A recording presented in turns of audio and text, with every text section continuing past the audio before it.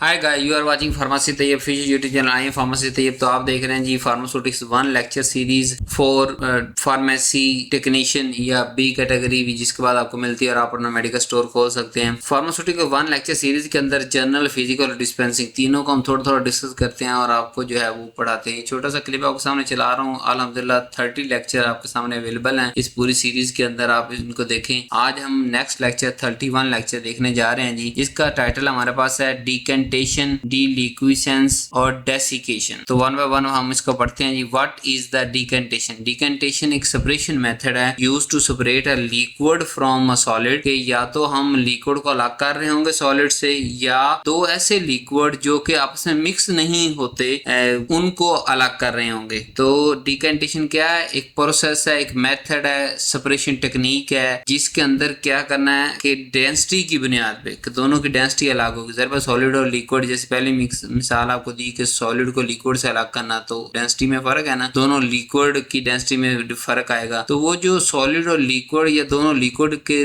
Density के दरमियान में फर्क है, उस बुनियाद पर उन दोनों को अलग अलग कर लेना, यानी सॉलिड से लिक्विड को अलग कर लेना और दो लिक्विड्स को आपस में एक दूसरे से अलग कर देना डेंसिटी की बुनियाद पे। ऐसी सेपरेशन मेथड को डिकेंटेशन कहते हैं। प्रोसेस क्या है? सादा सा है कि सबसे पहले हम क्या करेंगे, मिक्स करेंगे और उसको जो है वो जब तक जो हमारा 12 कंपोनेंट है, जैसे अगर मिसाल हमारे पास दोनों लिक्विड अगर हैं, तो एक लिक्विड हैवी होगा, एक लिक्विड जरा लेस डेंस होगा, तो जो है डेंसर होगा, ज्यादा डेंसिटी होगी जिसकी, वो नीचे बैठ जाएगा और जिसकी डेंसिटी कम होगी वो ऊपर तैरने लग जाएगा लिक्विड। और इसी तरह अगर सॉलिड और लिक्विड की बात करें तो सॉलिड नीचे बैठ जाएगा और लिक्विड ऊपर तैरना शुरू कर देगा। उसके बाद हम क्या करेंगे, जो हमारा लाइटर लिक्विड है उसको हम आहिस्ता से अलग कर लेंगे और जो नीचे बचेगा वो सेडिमेंट बिहाइंड हमारे पास जो है वो रह जाएगा, यानी जो नीचे पेंदे में बैठी हुई चीज होगी। सॉलिड लिक्विड के केस के अंदर सॉलिड नीचे बैठ जाएगा और दो लिक्विड जिनको हम अलग कर रहे होंगे उनमें से जो ज्यादा डेंस लिक्विड होगा वो नीचे बैठेगा, लाइटर लिक्विड ऊपर रह जाएगा। तो हमें जो चाहिए होगा वो इस्तेमाल कर लेंगे। इसमें कोई फिल्टर नहीं करना, कोई रिएक्शन नहीं करवाना, सिर्फ ग्रेविटी और केयरफुल पुलिंग। ये नहीं होना चाहिए ना कि आप मतलब एक टेस्ट ट्यूब के अंदर हमने इसको, यानी कि दोनों लिक्विड की मिसाल लेते हैं, तो दो लिक्विड को अलग अलग करना है, जैसे ऑयल और वाटर को अलग अलग करना है। मिसाल देता हूँ, उसको हम क्या करेंगे, उस टेस्ट ट्यूब के अंदर मिसाल वो मिक्सचर डाल दिया ऑयल और लिक्विड का और उसको सेटल होने के लिए रख दिया। जब वो उसका ऑयल अलग हो गया, लिक्विड अलग हो गया, तो क्या करना है, उसके बाद आहिस्ता से पोर करके एक पोर्शन को अलग कर लेना है, दूसरे पोर्शन को दूसरे टेस्ट ट्यूब में अलग कर लेना है। तो ये सिंपल जो है वो हमारे पास सेपरेशन मेथड है। जैसे दो टाइप से थोड़ा और एक्सप्लेन कर देता हूँ। सॉलिड लिक्विड के केस के अंदर क्या क्या करेंगे हम कि सॉलिड नीचे बैठ जाएगा, लिक्विड ऊपर तैरना शुरू हो जाएगा। और मिसाल देता हूँ आपको, जैसे कि मडी वाटर यानी गारे वाला पानी होता है, तो या जिसके अंदर थोड़ी नमकियात वगैरह या मिट्टी मिली होती है, तो क्या करते हैं, जब हम उस पानी को रखते हैं तो मिट्टी के सारे नीचे बैठ जाते हैं और ऊपर साफ पानी रहता है। हम क्या करते हैं, ऊपर से पानी अलग कर लेते हैं और बाकी मिट्टी को फेंक देते हैं। अगर हम अपनी लेबोरेटरी की बात करें तो लैब के अंदर क्या है कि जब हम कोई प्रेसिपिटेशन रिएक्शन करवाते हैं, ऐसा रिएक्शन जिसके नतीजे के अंदर टेस्ट ट्यूब या जो भी बर्तन है जिसके अंदर हम वो टेस्ट कर रहे हैं, अगर पेंदे के अंदर कोई चीज प्रेसिपिटेट हो जाए तो उस रिएक्शन को कहते हैं प्रेसिपिटेशन रिएक्शन, यानी उस रिएक्शन की वजह से प्रेसिपिटेशन हुई, यानी कोई जो प्रोडक्ट बनी है वो अलग हो गई है। अब जारी बात, अगर वो अलग हो गई है, एक ही टेस्ट ट्यूब के अंदर मौजूद है, एक ही बीकर के अंदर मौजूद है, वो प्रेसिपिटेट भी और जो बाकी मादा सॉल्वेंट हमने डाला हुआ तो वो भी, अब इनको भी तो अलग अलग करना है। इनको कैसे अलग करेंगे? डिकेंटेशन के थ्रू। तो उसको सेटल होने के लिए रख देंगे। जब सारा प्रेसिपिटेट जो कोई पास दफा हम ड्रग फार्मुलेशन के दौरान कोई ड्रग बना रहे होते हैं ना, उसका लास्ट स्टेप पे क्या होता है कि जो ड्रग जब बनती है ना तो वो सॉलिडिफाई होके प्रेसिपिटेट हो जाती है। हम उसको सेटल होने के लिए रख देंगे। ऊपर से जो सॉल्वेंट है उसको उतार देंगे और नीचे वाला प्रेसिपिटेट अगर वो हमारे ड्रग है, यूजफुल चीज है, तो उसको इस्तेमाल कर लेंगे। तो इस प्रोसेस के दौरान दोनों में से कोई भी यूज हो सकता है। ये तो हमारी मर्जी है ना कि हम लेसर लिक्विड यूज करना है या डेंसर, ये तो सेपरेशन मेथड है। इसी तरह हमने प्रेसिपिटेट इस्तेमाल करने हैं या सॉल्वेंट को इस्तेमाल करना है। डेली लाइफ की मिसाल देता हूँ, जैसे आपके चाय आप डालते हैं तो चाय के जो पत्ते हैं वो जो है वो ऊपर रह जाते हैं और चाय नीचे गुजर जाती है। अब वो जो ये भी एक डिकेंटेशन का प्रोसेस है कि सॉलिड या प्रेसिपिटेट या वो लीव चाय की पत्ती के छोटे छोटे जो दाने थे वो अलग हो गए और दूसरा लिक्विड अलग हो गया। दूसरी मिसाल लिक्विड की, और मैंने मिसाल आपको ये भी एक बात पढ़ाई थी, कंडीशन पढ़ाई थी कि लिक्विड कौन सा तो लिक्विड होने चाहिए दो जो इमिसिबल लिक्विड हो। अगर वो मिसिबल हो गए, एक दूसरे के अंदर हल हो गए, वो तो सोल्यूशन बन गए ना, उसको तो फिर एक खास टेम्परेचर, प्रेशर या डिफरेंट कंडीशन को बदलना पड़ेगा, चेंज करना पड़ेगा। तो यहाँ तो हमने कोई फिजिकल केमिकल रिएक्शन नहीं करवाना, कोई जो है वो हमने तो सिर्फ ग्रेविटी को इस्तेमाल करते हुए दोनों चीजों को डेंसिटी की बुनियाद पर अलग करना होता है। तो दो इमिसिबल लिक्विड, ऐसे लिक्विड जो एक दूसरे के अंदर मिक्स ना हो, उनको अलग करने को भी डिकेंटेशन कहते हैं। कैसे? सेपरेटिंग फनल के थ्रू। सेपरेटिंग फनल आपने लैब में देखी होगी, और डेंसिटी की बुनियाद पे, जैसे ऑयल और वाटर की मैंने मिसाल दी कि ऑयल और वाटर को हम जो है वो इस जो मिक्सचर होगा उसको सेपरेटिंग फनल के अंदर डाल देंगे और एक दफा अच्छे से हिला देंगे, ऊपर से कॉक भी लगा देंगे और नीचे से उसका वॉल बंद कर देंगे और पहले अच्छी तरह मिक्स कर देंगे। मिक्स करने के बाद हम उसे किसी न किसी स्टैंड पे रख देंगे सेपरेटिंग फनल को, ताकि वो सेटल डाउन होना शुरू हो जाए। क्या होगा? पानी आहिस्ता आहिस्ता जो है वो अलग होता चला जाएगा, ऑयल हमारे पास अलग होता चला जाएगा, वाटर जो है वो बैठ जाएगा और ऑयल जो है वो फ्लोट करना शुरू कर देगा। तो हम क्या करेंगे?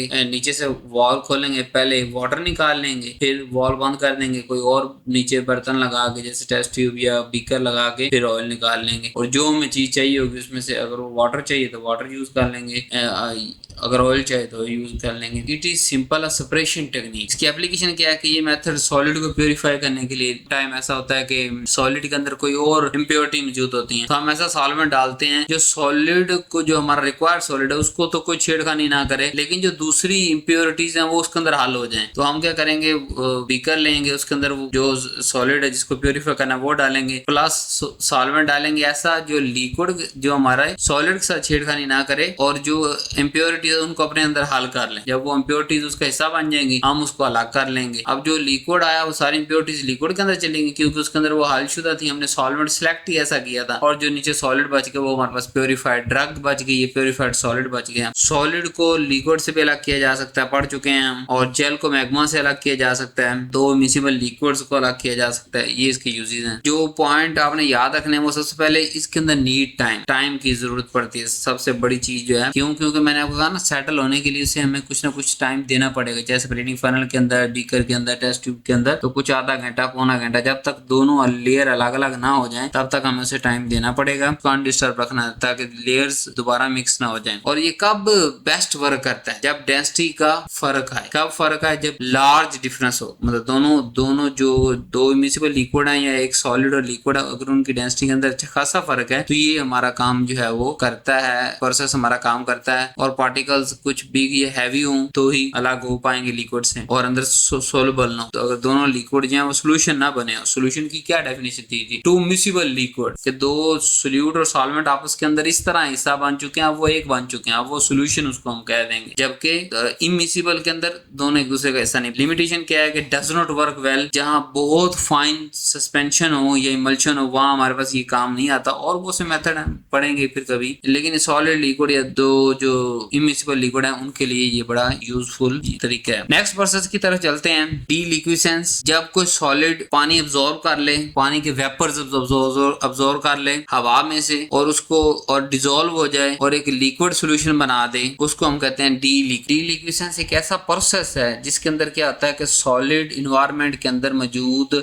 वाटर के वेपर्स को अब्सॉर्ब करता है और खुद डिसॉल्व हो जाता है और वहां से वो नमी खत्म कर देता है। जैसे हमें बहुत सारी मेडिसिन के अंदर आपने देखा होगा ना, एक सिलिका जेल की थैली होती है। वो क्यों होती है? जो भी मेडिसिन हमारे पास मॉइस्चर की वजह से खराब होती है ना, उसके अंदर हम सिलिका जेल की थैली डालते हैं। क्यों? क्योंकि सिलिका जेल की ये कैपेसिटी होती है कि अगर कोई थोड़ा बहुत मॉइस्चर वहां पे उस मेडिसिन तक पहुंचे तो उसको खुद अब्सॉर्ब कर लेता है, मेडिसिन को प्रिजर्व रख। इस प्रोसेस को क्या कहते हैं? डीलिक्विसेंस, के वहां से पानी का खत्म कर देना। कब खत्म होगा? जब वो रिक्वायर्ड सॉलिड मौजूद होगा जो वहां के वाटर वेपर अपने अंदर डिसॉल्व कर लेगा और खुद लिक्विड बन जाएगा। फिर ये केमिकल प्रोसेस है जिसके अंदर होता है कि any anhydrous compound catch up the water from its surrounding environment and convert itself into the hydrated form. जाहिर बात है पानी चला गया उस सॉलिड के अंदर तो वो हाइड्रेटेड हो गया। It is also known as hygroscopicity. Hygroscopicity की बुनियाद पे जो है वो इस प्रोसेस को हाइग्रोस्कोपिसिटी भी कहते हैं कि अगर वो हाइग्रोस्कोपिक होगा तो वाटर अब्सॉर्ब करेगा। या दूसरी हम ये भी कह सकते हैं कि ऐसा कंपाउंड जो जिसके अंदर ये पावर हो कि वो एनहाइड्रस से हाइड्रेट फॉर्म में कन्वर्ट हो जाए, ऐसे कंपाउंड को हम हाइग्रोस्कोपिक कंपाउंड कहेंगे या डीलिक्विसेंस कंपाउंड कहेंगे कि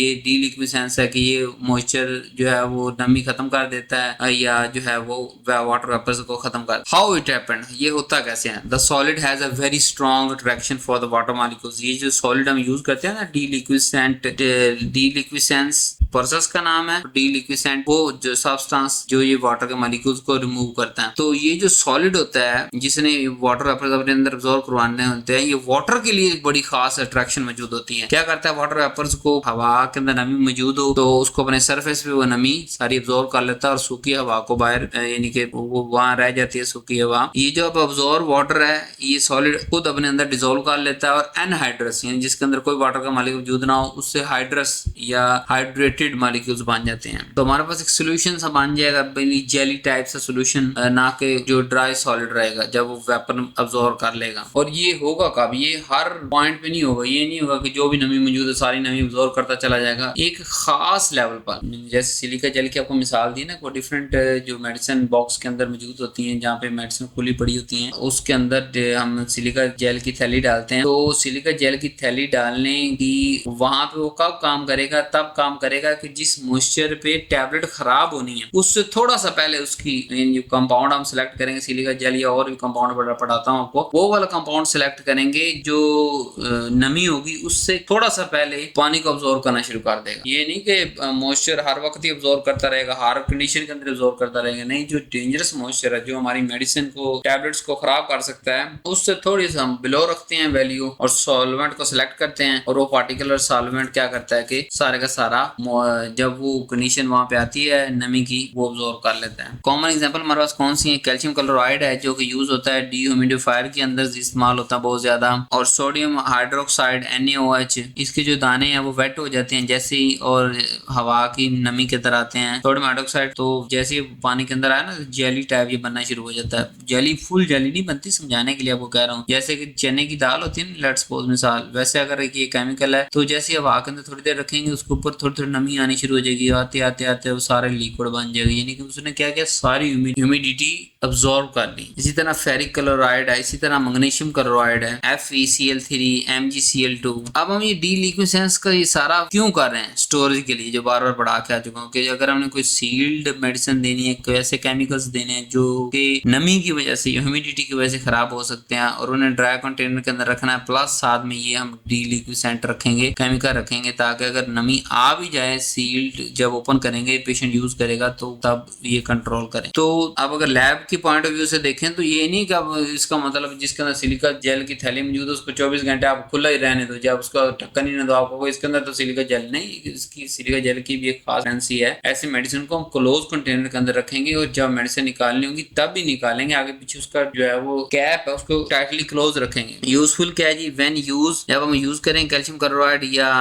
सोडियम हाइड्रोक्साइड ह्यूमिडिफायर के अंदर, क्यों यूज करते हैं कि वो एक्टिवली हवा में सारी जो है ह्यूमिडिटी को पुल कर लेता है, खींच लेता है। अगर शॉर्ट के अंदर दोबारा समझाना चाहूँ, क्या होता है कि एक सॉलिड है इस प्रोसेस के अंदर डीलिक्विसेंस के अंदर, और वो सॉलिड हवा की ह्यूमिडिटी को अब्सॉर्ब करता है और खुद को लिक्विड सॉल्यूशन के अंदर कन्वर्ट कर देता है। इस सारे प्रोसेस को हम कहते हैं डीलिक्विसेंस। के वहां हवा के अंदर तो मॉइस्चर की कमी हो गई है बट हमारी जो मेडिसिन थी वो वेट होने से बच गई। प्रिकॉशन क्या है कि आप जो सिलिका जेल हम मेडिसिन के साथ तो नहीं दे सकते, पेशेंट बाद सिलिका जेल ही खा जाएगा, तो इसको छोटी मोटी थैली के अंदर या जो है वो वेल क्लोज कंटेनर के अंदर प्रोडक्ट देंगे। ये हमने सिलिका जेल भी अलग रखनी है मेडिसिन से और पूरी मेडिसिन को भी वेल क्लोज कंटेनर के अंदर पैक करना है। और वो सिलिका जेल अलग से पैक होनी चाहिए, चाहे अंदर मौजूद हो वो अलग से छोटी पैकिंग के अंदर, व्हाइट सी छोटी सी पैकिंग के अंदर आती है। इन प्रोडक्ट को 24 घंटे खुला भी नहीं रख सकता है ना, एक लिमिट है उसकी। नेक्स्ट हमारे पास आ गया जी डेसिकेशन। डेसिकेशन एक ड्राइंग प्रोसीजर है जो कि वाइडली यूज होता है फार्मेसी के अंदर, कि वो एडमिक्स्ड वाटर को प्रोडक्ट में से रिमूव कर लें। आप सबसे पहले एडमिक्स वाटर समझ लें क्या होता है। एक वाटर क्रिस्टलाइजेशन आपने पढ़ा कि हम जो है वो कोई भी क्रिस्टल का फार्मूला लिखते हैं, साथ में अगर उसके अंदर वाटर का मॉलिक्यूल है तो साथ में लिखते हैं 10OH2O, 6H2O, 7H2O। वो जो क्रिस्टल के फार्मूले के साथ वाटर के मॉलिक्यूल आ रहे हैं वो तो है वाटर ऑफ क्रिस्टलाइजेशन, कि वो भाई ये वाटर के मॉलिक्यूल मौजूद है लेकिन ये क्रिस्टल का हिस्सा बन चुके हैं। लेकिन कुछ बाज़ दफा वाटर के मॉलिक्यूल ऐसे भी होते हैं जो कि हिस्सा नहीं बनते किसी भी कंपाउंड का, फिजिकली मिक्स होते हैं, बाउंड बाउंड नहीं होते और उन्हें कभी भी ड्राई करके हम निकाल सकते। तो वो जो वाटर के मॉलिक्यूल्स हैं जो कि फिजिकली मिक्स हुए हुए हैं, जो कि किसी केमिकल बॉन्डिंग से मिक्स नहीं हुए, जो कि हम ड्राई करके हम उसको रिमूव कर सकते हैं, तो ऐसे एडमिक्स्ड वाटर को प्रोडक्ट से निकालने के नाम को हम डेसिकेशन का प्रोसेस कहते हैं। तो ये ड्राइंग प्रोसेस है, इसके अंदर हम जो है ड्राइंग करते हैं और कौन सा वाटर निकालते हैं, हम एडमिक्स्ड वाटर निकालते हैं। यहाँ पे आपको फर्क भी समझ आ गया होगा। वाटर क्रिस्टलाइजेशन क्या होता है, वो एक डिफरेंट चीज है, वो क्रिस्टल का हिस्सा बन चुकी है, उसकी हम बात नहीं कर रहे, हम एडमिक्स्ड वाटर की बात कर रहे हैं जो कि फिजिकली तो मौजूद है लेकिन कोई बॉन्डिंग नहीं बनाई हुई। ठीक है, the term desiccated is applied to दो सब्सटेंस और product that have undergone the desiccation procedure. Desiccation procedure के जो है वो थ्रो गुजरते हुए जो सब्सटेंस हम यूज करते हैं। अब आपने देखा होगा बाद दफा प्रोडक्ट के साथ लिखा होता है desiccated, this is desiccated product. उसका क्या मतलब है कि डेसिकेटेड प्रोडक्ट का मतलब ये कि वो डेसिकेशन के प्रोसेस से गुजरी हुई है, उसके अंदर से एडमिक्स वाटर निकाले हुए हैं हमने। मैकेनिज्म क्या होता है जी, इन डेसिकेशन द डेसिकेंट या silica gel is used to remove the extra और admixed water from the substance और product and term dry is usually used for those product that do not have the noticeable quantity of moisture. कि desiccation ऐसा process है जो कि chemical इस्तेमाल करता है, जैसे अब डेसिकेंट क्या होता है कि जो केमिकल जो इस डेसिकेशन प्रोसेस के अंदर यूज हो रहा था उसे हम डेसिकेंट कहते हैं, जिसके अंदर हमारे पास जैसे मिसाल के तौर पे P2O5 है, सिलिका जेल है, एक्सिकेटेड कैल्शियम क्लोराइड है, कंसंट्रेटेड सल्फ्यूरिक एसिड है, सोडियम हाइड्रोक्साइड है, ये हमारे पास एज ए डेसिकेंट के तौर पे यूज होता है। जैसे हम 3 पार्ट जो कि आप इसका मैकेनिज्म पढ़ते हैं कि in desiccation the desiccant in silica gel is used to remove admix water, कि एडमिक्स वाटर को रिमूव करेगी फ्रॉम सब्सटेंस और product and the term dry is usually used for those product that can and do not have sufficient quantity of moisture। कि हम desiccant dry product उनके लिए हम जो है वर्ड इस्तेमाल करेंगे जिनके अंदर ये एडमिक्स वाटर मौजूद नहीं होता, ये एक्स्ट्रा वाटर मौजूद नहीं होता। अब जो केमिकल यूज होते हैं डेसिकेशन के अंदर उसे हम डेसिकेंट कहते हैं, जैसे कि dehydrating agent P2O5 silica gel, exsiccated calcium chloride, concentrated sulphuric acid and NaOH हमारे पास ऐसे डेसिकेंट के तौर पे इस्तेमाल होते हैं जो कि डेसिकेशन करवाते हैं। एप्लीकेशन की अगर बात करें तो इसकी एप्लीकेशन क्या है, नंबर 1 तो हमारे पास ये प्रेजर्वेटिव के अंदर काम आता है, बल्क जो ओवरऑल उसको वेट उसको रिड्यूस करता है, स्टेबिलिटी ऑफ ड्रग को इंक्रीज करता है, इम्यूनेशन यानी कि चीजों को छोटा करना, बारीक साइज, रिडक्शन ऑफ साइज उसके अंदर फैसिलिटेट करता है, increase the shelf life of crude drug की जो है शेल्फ लाइफ बढ़ा। प्रेजर्वेटिव के अंदर कैसे इस्तेमाल होता है कि वेजिटेबल और एनिमल ड्रग जो हैं वो बड़ी जल्दी डिकम्पोज हो जाते हैं बैक्टीरिया या फंजाई के एक्शन की वजह से या मौजूदगी उनकी वाटर के जो वहाँ मॉइस्चर मौजूद है उसकी वजह से, तो वहाँ हम ये इस्तेमाल करते हैं। Desiccation process remove moisture from the drug, ये ड्रग से भी रिमूव कर लेता है जो कि एडमिक्स वाटर होते हैं, and it preserve them for the longer time, तक जो है इसको हम प्रिजर्व रख सकते हैं। बल्क वॉल्यूम को कैसे कम करता है कि जब ड्रग में से एडमिक्स वाटर रिमूव हो गया तो ओवरऑल उसका वेट जो है वो बल्क वेट कम हो जाएगा और उसको ट्रांसपोर्ट करने का जो है कॉस्ट हमारी बच जाएगी। तीसरा हमारे पास की स्टेबिलिटी बढ़ाता है, जब वहाँ नमी मौजूद नहीं होगी तो क्या स्टेबिलिटी बढ़ेगी? जी बिल्कुल बढ़ेगी, नमी होने की मौजूदगी के अंदर स्टेबिलिटी कम होती है। कम्युनिकेशन प्रोसेस के दौरान कैसे फैसिलिटेट करता है कि desiccation process makes the drug less elastic and more brittle drug are titrated more easily as compare to elastic drug. Desiccation process क्या करता है कि ड्रग को कम इलास्टिक करता है और ज्यादा बुरबुरा बना देता है, और जो बुरबुरी ड्रग होती है वो आपको पता है कि डिट्यूरेट करना ज्यादा आसान होती है इलास्टिक ड्रग। इस तरह ये साइज रिडक्शन के अंदर भी काम आता है कि पहले केमिकल को ड्राई करो उसके बाद उसका साइज रिड्यूस करो। शेल्फ लाइफ बढ़ा देता है क्रूड की, कि अगर क्रूड के अंदर एक्स्ट्रा वाटर मौजूद हो या एडमिक्स वाटर मौजूद हो तो वो जो फंजाई बैक्टीरिया या अपनी नमी की मौजूदगी से जो है वो खराब होने के उसके चांस होते हैं। जबकि अगर हम ये प्रोसेस कर लें कि एडमिक्स वाटर जो है सारे के सारे रिमूव कर लें तो उसकी शेल्फ लाइफ बढ़ाई जा सकती है। So thank you very much, उम्मीद है आपको ये तीनों प्रोसेस बहुत ज्यादा पसंद आए होंगे। Love you so much. Next lecture नीचे वाले लेक्चर के अंदर मुलाकात होती है। अल्लाह हाफिज़।